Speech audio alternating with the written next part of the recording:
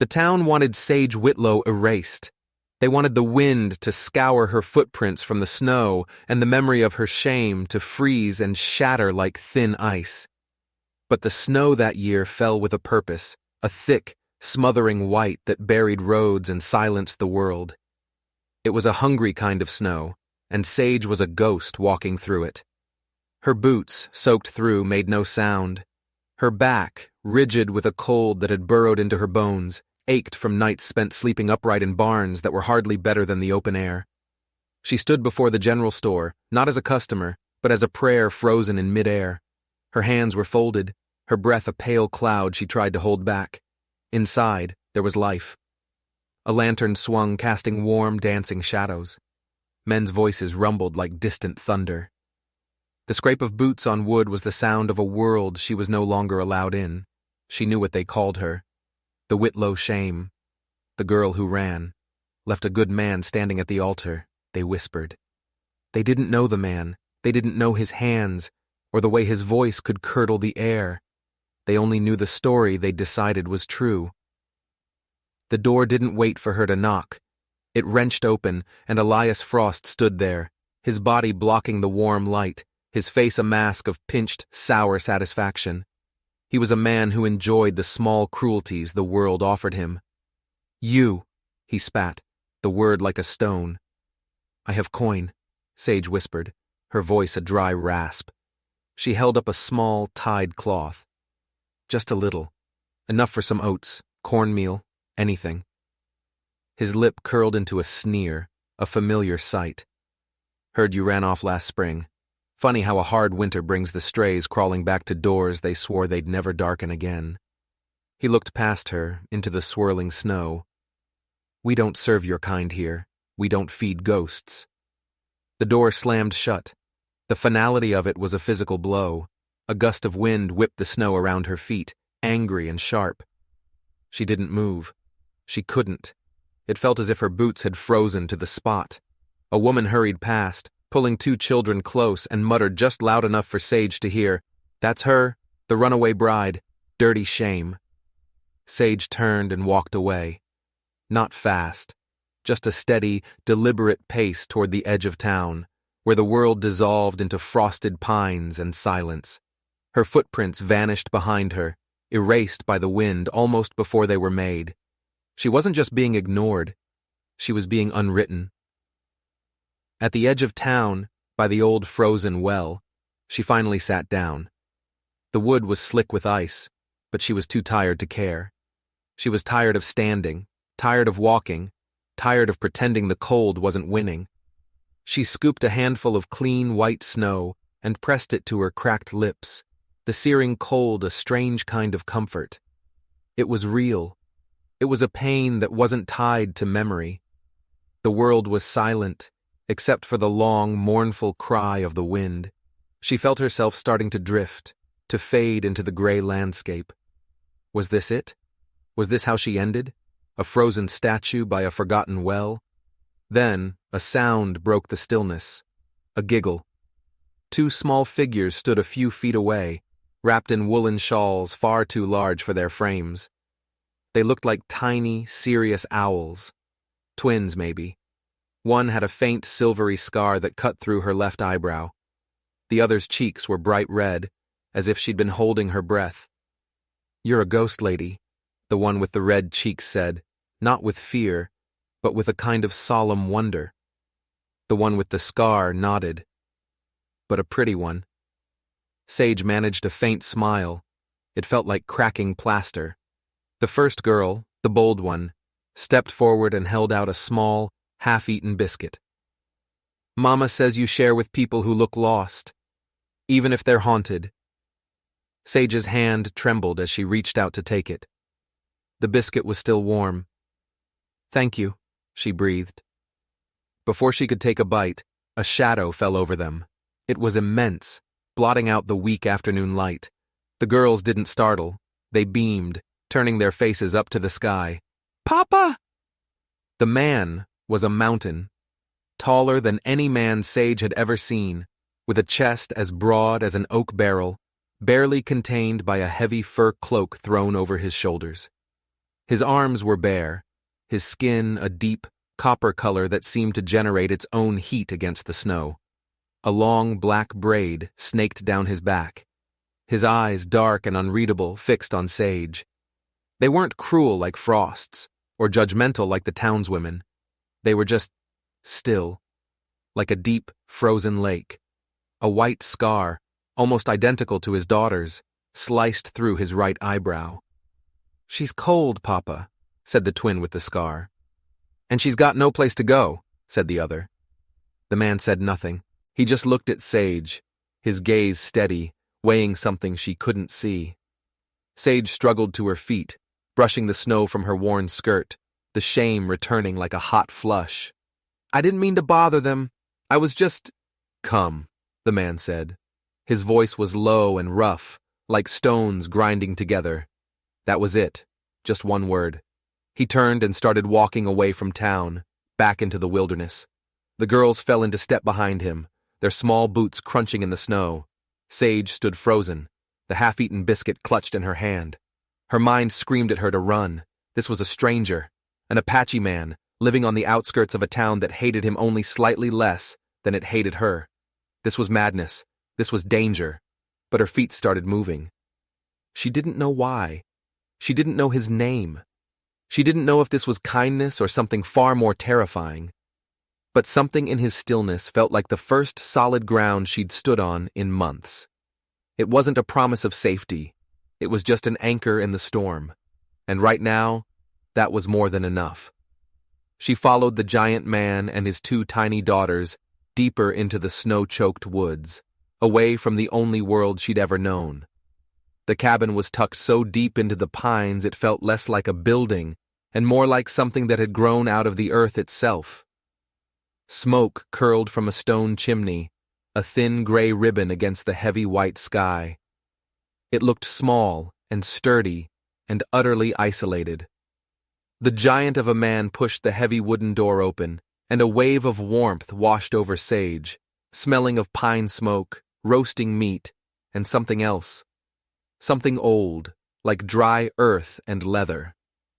He stepped aside, a silent invitation. Sage hesitated on the threshold, the cold wind at her back and this strange, unknown warmth before her. I can't pay you for this," she whispered, her voice barely audible. He looked over his massive shoulder, his dark eyes catching the firelight from within. "The fire is warm," was all he said. It was enough. She stepped inside and the door closed behind her, shutting out the storm and the world.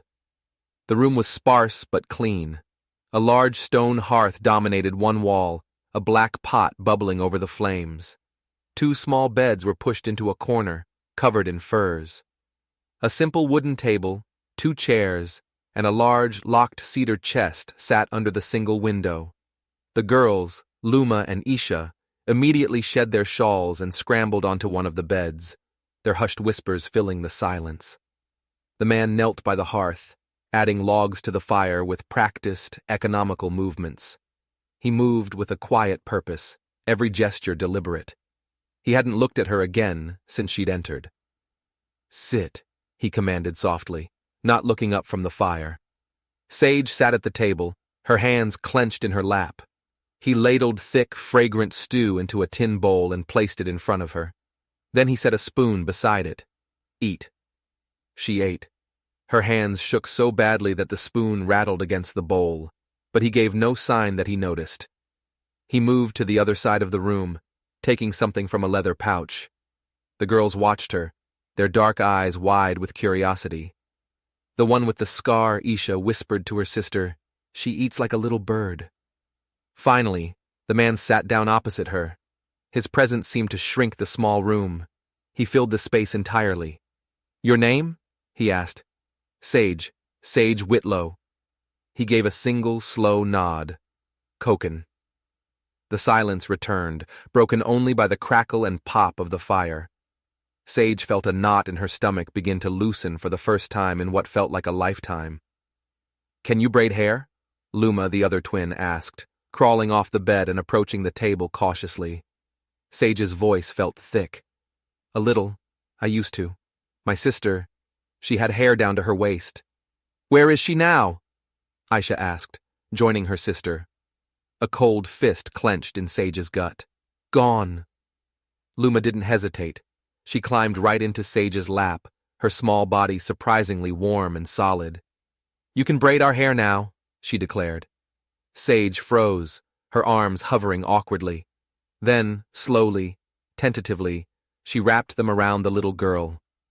A warmth spread through her chest that had nothing to do with the fire. It was a feeling so foreign, she almost didn't recognize it. Koken watched them, his face unreadable, a stone carving in the flickering light. But as darkness fell, and the storm outside intensified, he stood and laid a pallet of soft furs and a thick wool blanket by the hearth. For you, he said. Sage stared at the makeshift bed. It looked warmer and safer than any place she'd slept in months. Are you sure? I can't. They like you, he said, cutting her off. His eyes flickered toward his daughters, who were now watching Sage with sleepy contentment. I don't even know what I'm doing here, she confessed in a whisper. He looked at her, and for the first time, she saw a flicker of something in his deep eyes. Something beyond stillness. Neither do I, he said. But the snow doesn't ask permission. It just falls. She lay down on the pallet, the heat from the fire a comforting weight on her skin. The girls, without a word, slipped from their bed and curled up on either side of her, their small bodies fitting against hers, as if they were pieces of a puzzle she never knew she was missing. Luma sighed contentedly. Isha was already fast asleep, snoring softly. Outside, the wind howled like a hungry wolf. Inside, for the first time in a very, very long time, Sage Whitlow closed her eyes and felt a sliver of peace. As she drifted off to sleep, her eyes fell on the locked cedar chest under the window. It was bound with iron straps, and the lock was large and ornate. It seemed out of place in the simple cabin. A cold thought pricked at the edges of her newfound comfort. What was in that chest that a man like Koken felt the need to lock away so securely? The morning came soft and gray, the world outside muffled by a fresh blanket of snow. The wind had died down to a low whisper. Sage woke to the feeling of two small, warm bodies pressed against her. Aisha was curled into her side, and Luma's hand was resting on her stomach. For a dizzying moment, she forgot. She forgot the shame, the hunger, the cold. She forgot she was a ghost in another man's home. The smell of brewing chicory and ashwood pulled her fully awake. She carefully slipped out from between the sleeping girls and padded softly to the hearth. Koken stood with his back to her, his bare torso steaming in the cool morning air. Muscles rippled across his back as he poured hot water into 2 tin cups. He must have already been outside for wood. The man seemed to be carved from the winter itself, hard, quiet, and enduring. They sleep deep, he said, without turning around, like their mother. The mention of his wife was like a stone dropped into a still pond. Sage wrapped her arms around herself. She must have been kind. She was quiet, he replied, his voice flat. He turned then, handing Sage a steaming cup. His fingers brushed hers, and a jolt went through her. His skin was rough and warm. But she was a fighter, fierce, where it mattered. Sage leaned against the heavy wood of the table, letting the warmth from the cup seep into her numb fingers. I don't think I'm fierce anymore.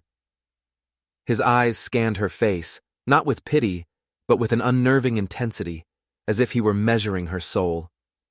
You didn't run in the night. You're still here. That's a kind of fierce. I was just tired of the cold.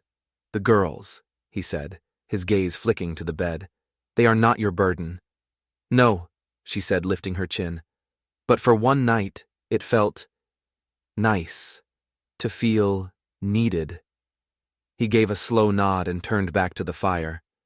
The conversation was over. His answers were always short, final, leaving no room for more questions. It made her wonder about the questions he wasn't answering. What happened to their mother? He said she was a fighter. What was she fighting against? Later that day, the need for supplies became unavoidable. The flour sack was nearly empty, and the salt was gone. Koken announced he was going to town. "Let me go," Sage said suddenly. "You shouldn't. They'll be worse if you go. They'll stare. They'll whisper." Koken looked at her, his brow furrowed.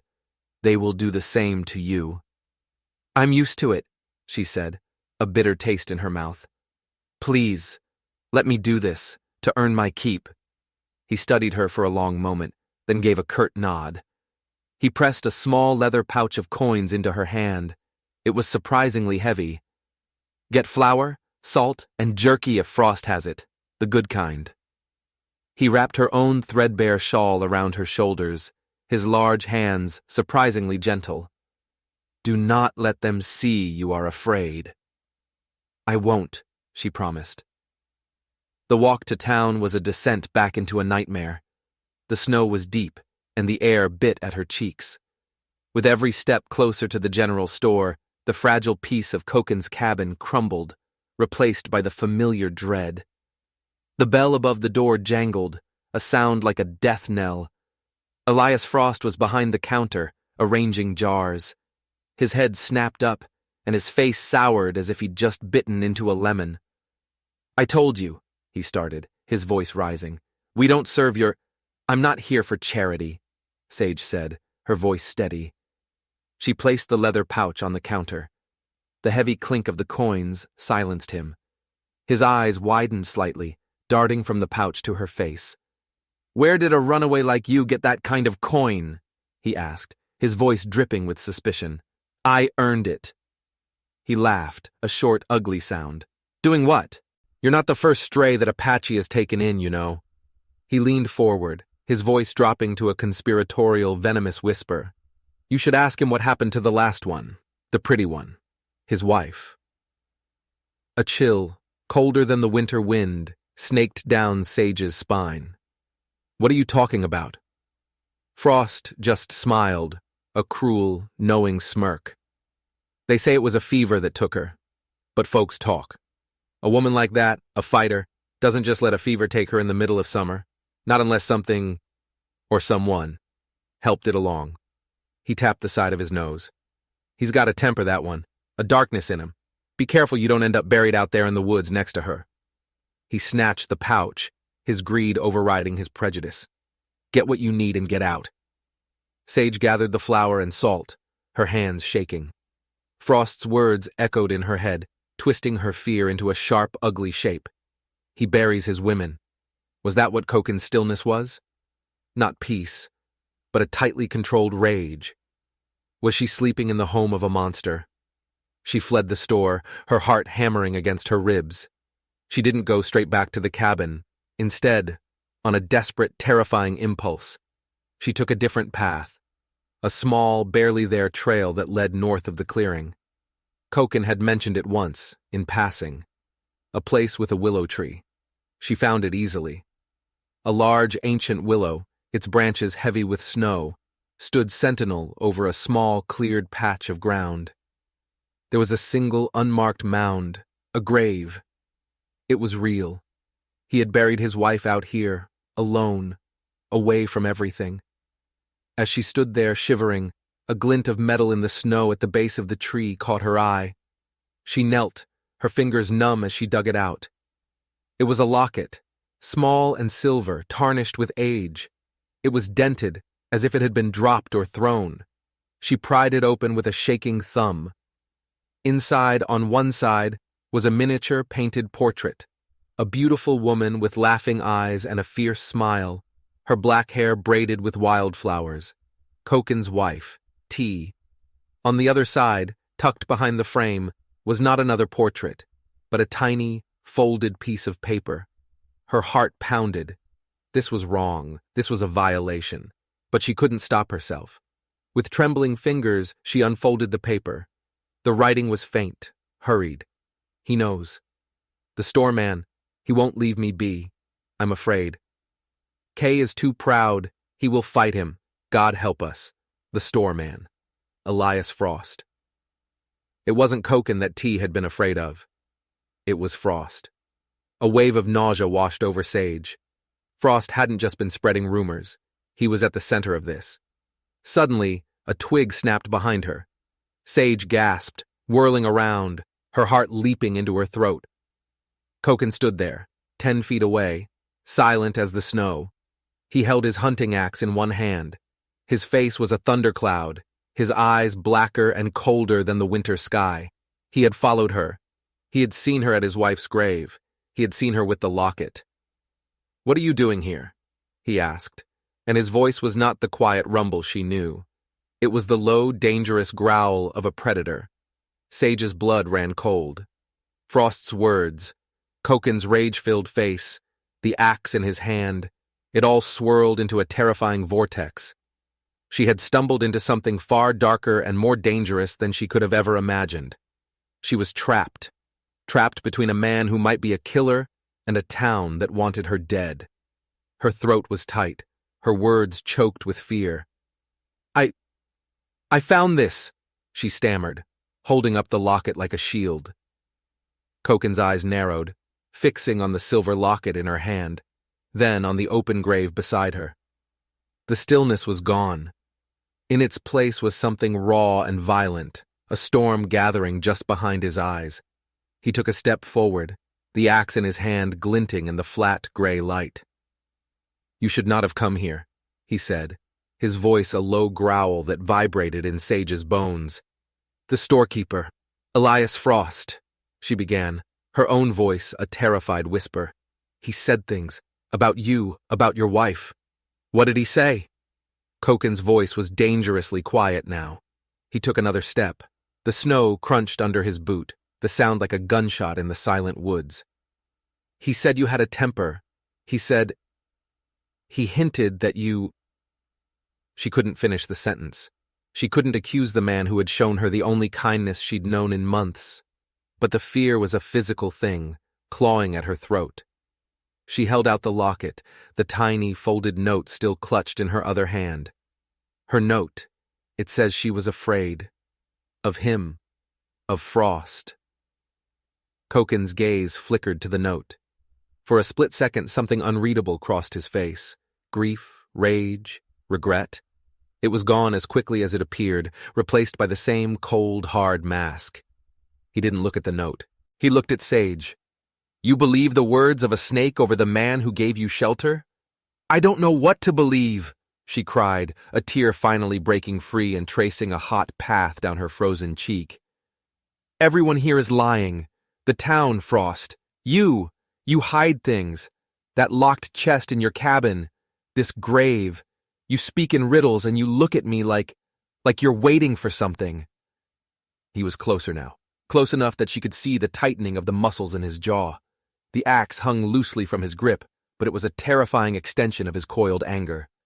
"I am waiting," he said, his voice barely a whisper, "for the right time to kill the man who destroyed my life." The confession hung in the air, cold and sharp. He wasn't denying it. He was confirming her worst fear. He was a killer, or he wanted to be. Before Sage could scream, before she could run, a high-pitched shriek cut through the woods from the direction of the town. It was a child's scream, full of terror. Both their heads snapped up. The sound came again, followed by shouting. Men's voices, panicked and angry. Koken's entire demeanor shifted. The personal rage vanished, replaced by a sharp, predatory alertness. "Something is wrong," he said. He looked at Sage, his eyes hard. "Go back to the cabin. Lock the door. Do not open it for anyone." He didn't wait for her reply. He turned and broke into a run, moving through the deep snow with an unnatural speed and silence, the axe held ready in his hand. He wasn't running towards the town. He was running parallel to it, melting into the dense line of pine trees like a phantom. Sage stood frozen for a moment, her mind reeling.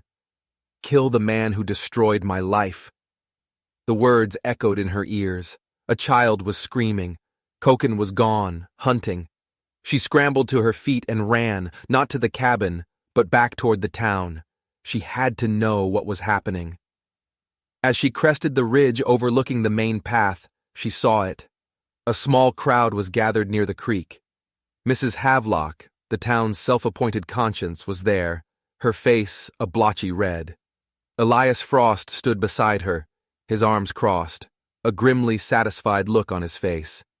And in the center of it all was the town marshal, a grim-faced man named Tuckery. "He was right here," a woman was sobbing. "My Henry, he was just playing by the creek." Marshal Tuckery looked up, his eyes scanning the surrounding woods. And then they landed on Sage. Frost saw where he was looking. He pointed a finger at Sage, his voice ringing out through the cold air.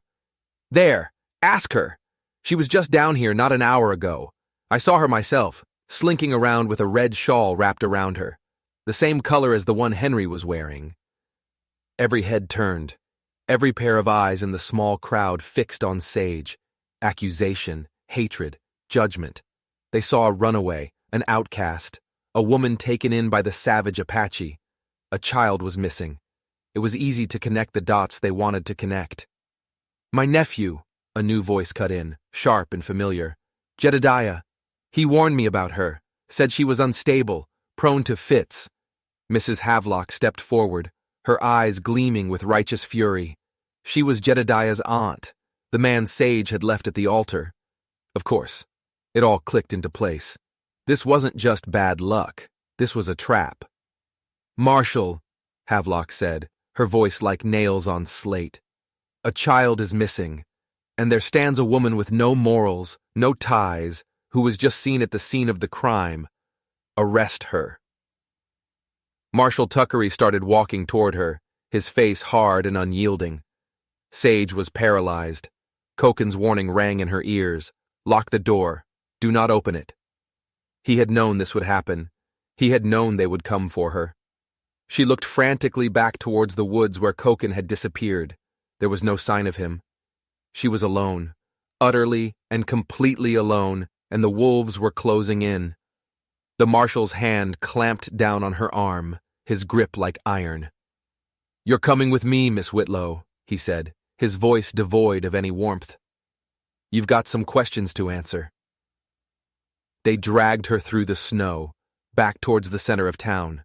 The whispers followed her, biting at her heels. "Witch. Child stealer. Just like the savage she sleeps with." Each word was a stone, and she felt the weight of them pressing her down, crushing the air from her lungs. They didn't take her to the jail. They took her to the church, the same church where she was supposed to have been married. They sat her in the front pew, a prisoner in the house of God, the accusing faces of the townspeople surrounding her like a jury that had already reached its verdict. "Where were you this afternoon, Sage?" Marshal Tuckery asked, his voice echoing in the cold, cavernous space. "I told you. I went to the store, then I walked in the woods." "Near the creek?" Frost pressed, stepping forward. "Near where little Henry was playing." "I was north of there," she said, her voice shaking. "Near the willow tree." Mrs. Havelock let out a gasp of feigned horror. "The Apache's devil ground, where he buried his wife. What were you doing out there? Performing some kind of ritual?" "No, I was just—" She stopped herself. She couldn't tell them about the locket, about the note. They would twist it, use it as more proof of her guilt. They would say she was in league with a murderer. "She's lying," a man's voice said from the back of the church. Sage's heart stopped. She knew that voice. She would know it in her darkest nightmares. Jedediah. He stepped out from the shadows, his face handsome and cruel, a mask of concerned civility that didn't reach his cold, dead eyes. He was the man she had run from, the man whose fists were as quick as his smile. He had followed her. He had found her. "I'm sorry to have to say this, Marshal," Jedediah said, his voice smooth as poison. "But my aunt is right. I warned her about Sage. She has a darkness in her. When I tried to save her from herself, to give her a good life, she ran, like a wild animal." He looked at Sage, a flicker of triumph in his eyes. "There's no telling what she's capable of when she's cornered." This was it. The trap had been sprung. Her past and her present had collided in this cold, holy place, and there was no escape. They were going to blame her for the missing child. Jedediah, Frost, Havelock. They had orchestrated this perfectly. Suddenly, the great wooden doors of the church burst open with a crash that echoed like a thunderclap. Snow and wind swirled into the sanctuary, extinguishing half the candles.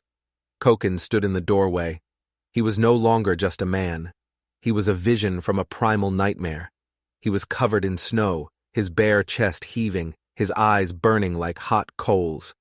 In one arm, he carried the limp, bundled form of the missing boy, Henry. And in his other hand, he held the bloody hunting axe. A collective gasp went through the church. People scrambled back in their pews, terror on their faces. They didn't see a rescuer. They saw a savage covered in blood, holding a weapon and their missing child. Koken's eyes ignored everyone else. They found Sage. He took a step inside, his gaze locking with hers. He had found the boy. But something was terribly wrong. The look on his face wasn't one of triumph. It was one of pure, undiluted fury. And it wasn't directed at the townspeople. It was directed at her.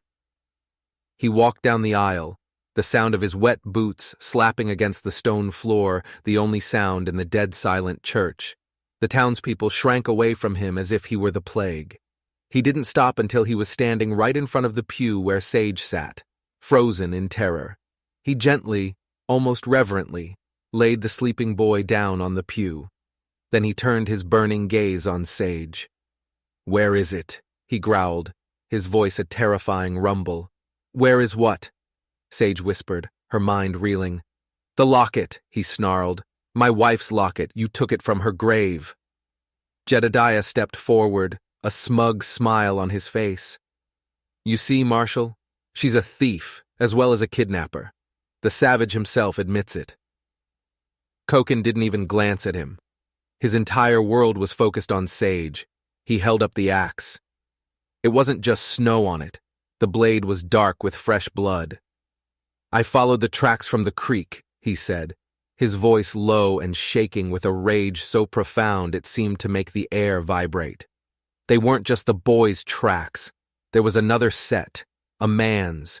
He led the boy into the old trapper's cabin, deep in the woods. He paused, his eyes boring into Sage. "When I got there, the man was gone, but he'd left something behind." The church held its breath. "He left this," Koken said, and he reached into his pouch, pulling out a sodden red scrap of fabric, a child's shawl. "And he left a message, scrawled on the wall in blood."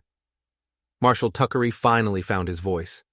What did it say?"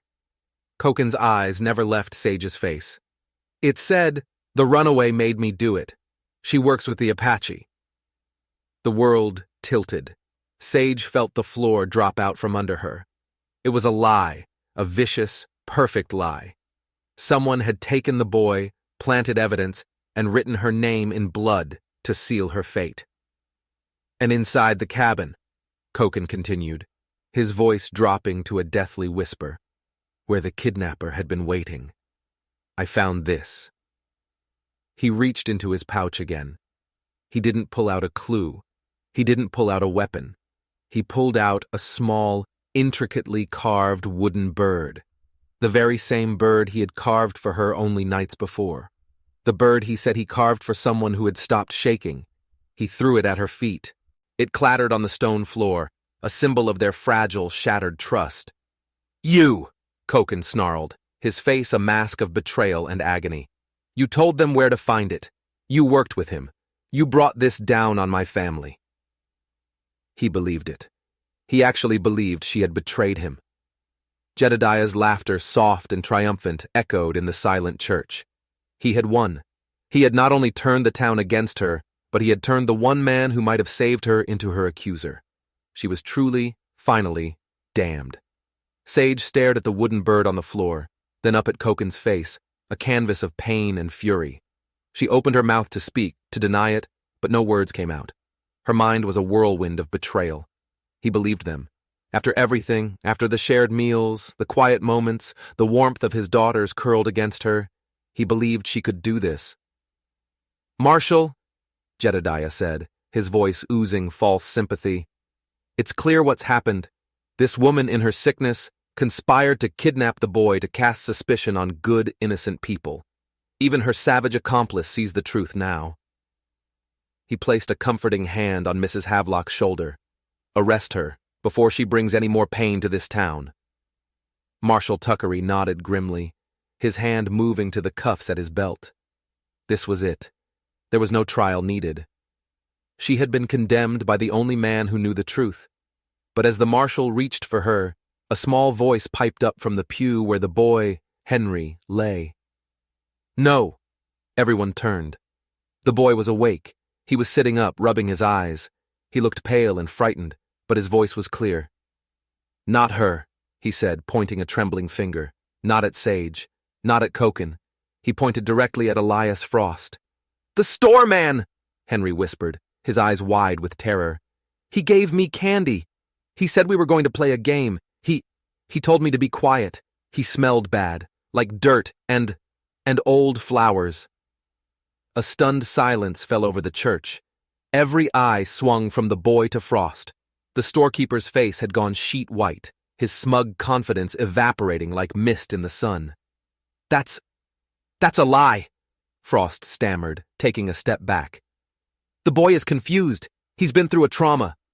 Koken's head snapped toward Frost. The burning rage in his eyes shifted, locking onto a new target. He looked at the trembling boy, then at the blood on his axe, then at the terrified storekeeper. The pieces were clicking into place with blinding speed. The tracks, the note from the locket, the store man. He won't leave me be. The wooden bird, which he had only shown to Sage, and which had been sitting on the mantelpiece in his cabin, where anyone who had been inside could have seen it, or stolen it. You, Koken breathed, the word a plume of cold smoke. He took a step toward Frost. You were in my house. Never! Frost shrieked, backing away. My girls, Koken said, his voice dangerously low. They said a man came to the door when I was hunting. They said he was looking for me. He gave them a piece of licorice. They didn't know him. They said he smelled like cinnamon and dust. Frost's eyes darted around frantically, looking for an escape. He looked at Jedediah, at Havelock, pleading for help. But they were frozen, their own perfect plan shattering around them. The blood on the wall of the cabin, Koken continued, stalking Frost down the aisle like a wolf cornering a rabbit. It wasn't from the boy. He doesn't have a scratch on him. He held up the axe. I found a deer, caught in one of your traps not 50 feet from that cabin. Its throat was cut. You used its blood to write your lies. Frost stumbled backward, tripping over a pew and crashing to the floor. Koken stood over him, a terrifying colossus of righteous fury. My wife's locket, Koken growled, his voice breaking with a grief that was years old and still raw. What did you do to her, Frost? What did you do to T? Under the weight of Koken's fury, under the gaze of the entire town, Elias Frost broke. The truth came spilling out of him in a pathetic, sobbing confession. He had been obsessed with T, her beauty, her fire, her spirit. He had tried to force himself on her one afternoon when Koken was away. She had fought back, fierce, just as Koken had said. She had scratched him, fought like a wildcat, and in the struggle, she had fallen, her head striking the corner of a stone well. Frost had panicked. Instead of getting help, he had watched her die. He had carried her body back to her bed and told everyone who would listen that she had been taken by a sudden, violent fever. He had gotten away with murder. But then Sage had arrived, a woman with the same quiet strength, the same fire in her eyes. Koken was starting to heal, to live again. Frost couldn't stand it. He saw T's ghost in Sage, and his sick obsession twisted into a venomous need to destroy Koken's life once and for all. He had enlisted the help of Jedediah and Havelock, who had their own reasons for wanting Sage gone. They had concocted the plan together. Frost would lure the boy away. Jedediah would accuse Sage. Havelock would whip the town into a frenzy. They would see Sage hanged and Koken run out of the territory, his land left for the taking. He had stolen the wooden bird from the cabin mantelpiece when he'd come looking for Koken, a final, cruel twist of the knife to turn the Apache against the woman he was starting to love. The church was silent, save for Frost's pathetic sobs. Mrs. Havelock looked as if she'd been turned to stone. Jedediah, seeing his plan in ruins, made a desperate move. He lunged for Sage, his face contorted in a mask of pure hatred. "You ruined everything, you witch!" He never reached her. Koken moved with impossible speed. One massive arm shot out and caught Jedediah by the throat, lifting him clean off the ground. Jedediah's feet dangled in the air, his face turning a dark purple as he clawed uselessly at Koken's wrist. "She," Koken growled, his voice shaking with the effort of not snapping Jedediah's neck in two, "is under my protection." He threw Jedediah to the floor like a sack of garbage. The man landed in a heap, gasping and choking. Marshal Tuckery, his face pale but resolved, finally moved.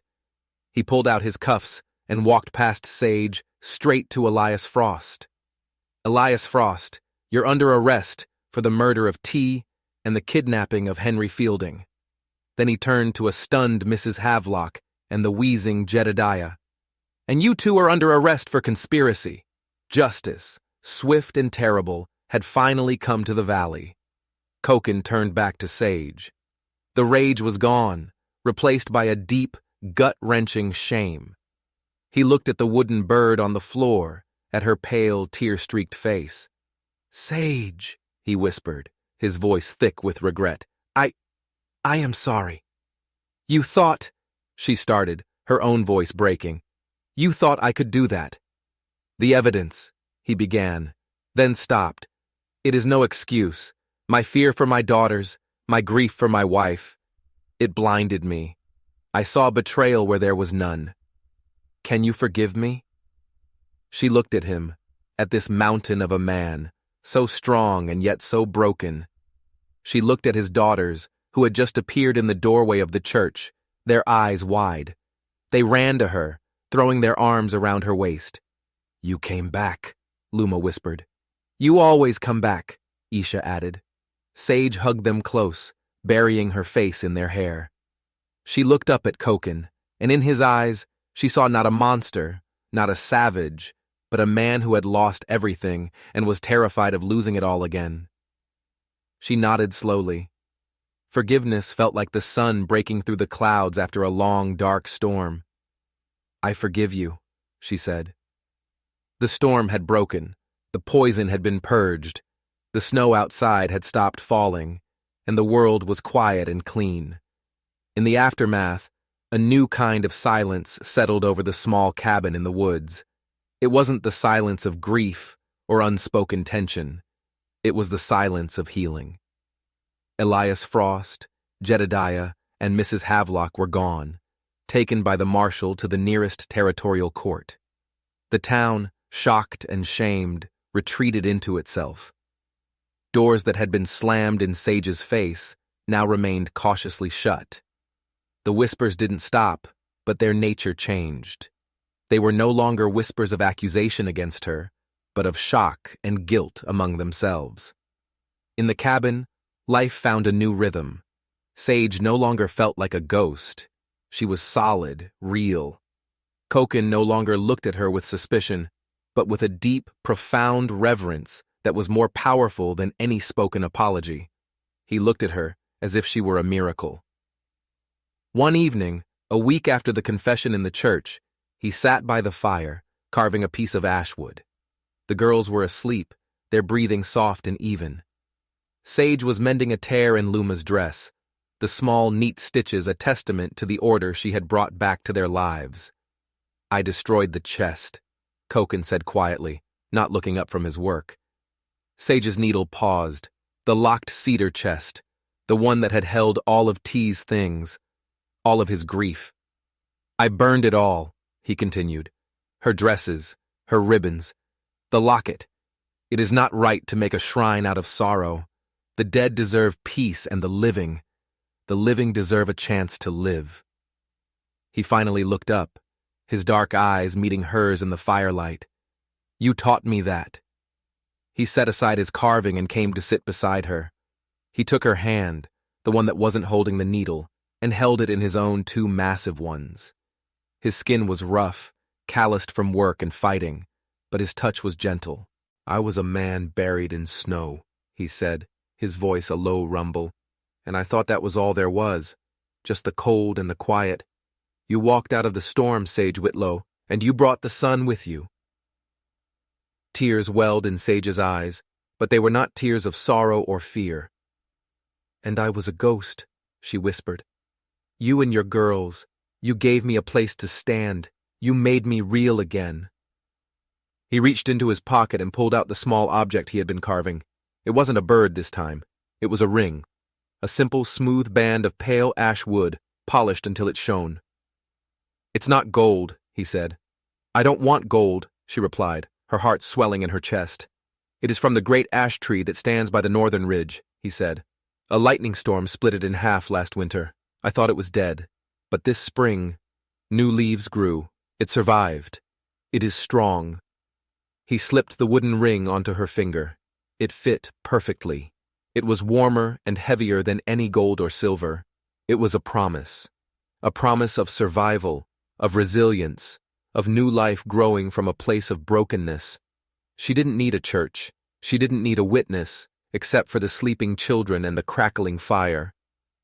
She reached up and gently touched the scar above his eye, a mirror of the one on his daughter's face. Then she leaned in and kissed him. It was not a kiss of desperate passion, but of deep, quiet certainty. It was the kiss of two survivors who had found their way home. It tasted of wood smoke and winter and forgiveness. He pulled her close, and for the first time Sage felt the full, unburdened warmth of him. He was not a mountain of anger or a fortress of grief.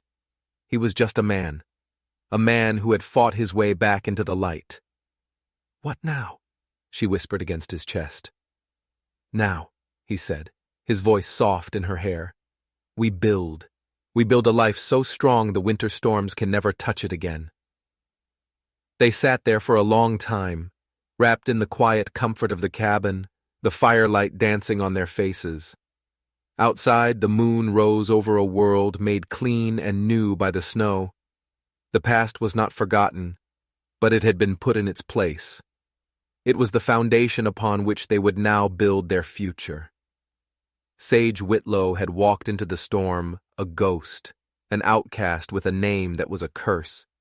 But in the heart of that wilderness, in the home of a man the world called a savage, she had found something she never thought she'd have again. She had found her name. She had found her strength. She had found her home.